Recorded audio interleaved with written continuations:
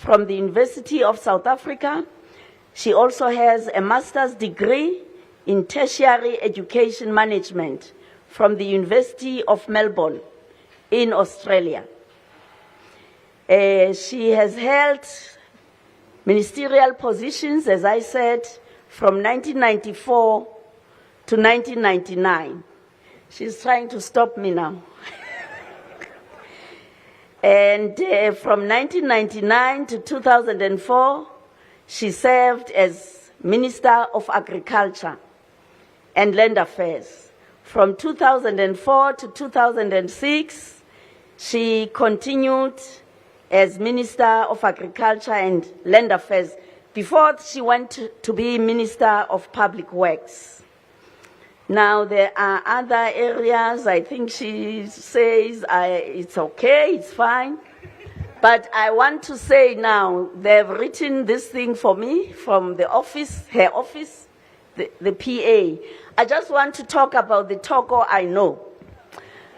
Toko was a young girl, and we met way back during the apartheid era. She was working for the YWCA. I was working for the Council of Churches, South African Council of Churches. You know, we were deployed there because the leaders said, we want you to be everywhere, like MTN, everywhere you go. You must see the ANC. And she worked in the YWCA. She also served as the convener of the Natal Organization of Women. And I served in the Federation of Transvaal Women. At that time, we had 4 provinces: Transvaal, Natal, Cape, and what? Free State. So we used to meet when things were tough. We used to call for a prayer day. She used to lead us in prayer, young as she was. She has a beautiful voice. She would sing beautiful struggle songs. When we come out of that prayer meeting, we were inspired to go out and fight some more.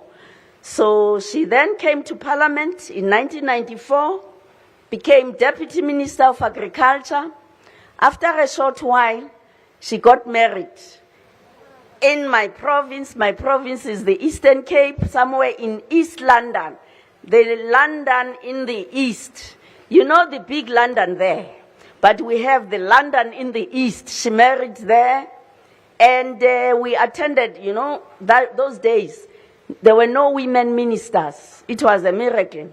We had to go to President Mandela and say, President Mandela, we need women in your cabinet. And he said, where are the women? Are there any women?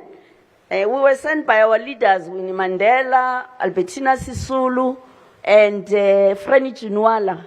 They said, give him a list. We wrote a list of 20 women. President, here are the women. Nkosazana Zuma, so-and-so and so. And then President said, we said, you can choose, pick and choose. We can still add another 10 if you want. So we then had women ministers. We came to Parliament. There were no toilets for women because women were not supposed to be there. So we had to fight to ensure that the Parliament is inclusive. But I want to talk about the minister and say, she was a young girl, so she got married. We enjoyed this wedding of a minister, you know. It was a very rare occasion. And the minister got married. We were singing our Xhosa songs. From Natal, they were singing their Zulu songs competition. And then after a year or so, the minister had a baby. You know, there were no ministers those days that were having babies. They were all gray and white.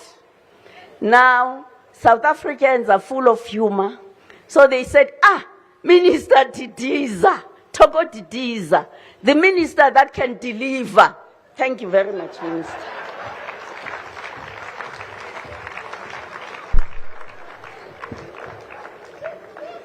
Thank you very much, Ambassador Xingwana, for that elaborate introduction. I hope we will continue to deliver to our people. our program director for this session, the Minister of Communication and Digital Technology of South Africa, Minister Mondli Kumbele, our Deputy Minister of Trade Department and Competition, Me Gina, our Deputy Minister of Tourism of South Africa, Mr. Fish Matlalela, our Minister of State of Uganda responsible for agriculture and animal husbandry, my brother, Minister Amori, the head of the Presidential Advisory Group, who's here from Uganda. I would also like to recognize you. Excellencies, the High Commissioners of Uganda in South Africa, as well as South Africa High Commissioner in Uganda, our main sponsors for the summit who have already been indicated to you by our program director, our CEOs and captains of industry who are here, as well as those entrepreneurs who are looking for opportunities from both countries, but mainly given that we're here, I'm sure the majority would be Ugandan entrepreneurs. Senior officials of our governments, ladies and gentlemen, friends, good afternoon. Well, good morning. It's only 10 minutes before it's afternoon, actually. It is indeed an honor and privilege that we're here at this summit to reflect on how we can improve our bilateral relations on trade and investment. Following the COVID-19, almost all countries are looking at ways in which they can build back better and resilient economies and communities. The geopolitical situation, as evidenced by the conflict between Russia and Ukraine, has laid bare the negative impact of globalization. The shocks of global value chains, food value chains in particular, have seen rising costs on food and fiber, as well as prices of fertilizer and agrochemicals. This situation has once again made us realize the importance of strengthening our food systems in order to ensure food security for our nations. At the same time, the reality of climate change means we will need to think about innovative ways for producing under these conditions. Therefore, policies and regulatory environment need to factor these realities going forward. Program Director, I am, however, optimistic in the face of these challenges because as a continent, we've realized the opportunities we have in trading amongst each other. The formation of the Africa Continental Free Trade Area follows actually the great summit of our heads of state who accepted a vision of an Africa we want, Agenda 2063. This Continental Free Trade Area looks deeper in our economic activity and how we can actually exploit our natural resources as countries of the continent and take advantage of more than 1 billion citizens. These opportunities also challenges us how to improve bilateral trade within a broad common market. In my view, strengthening our bilateral trade and investment as we are doing today creates a solid base for the AFCFTA.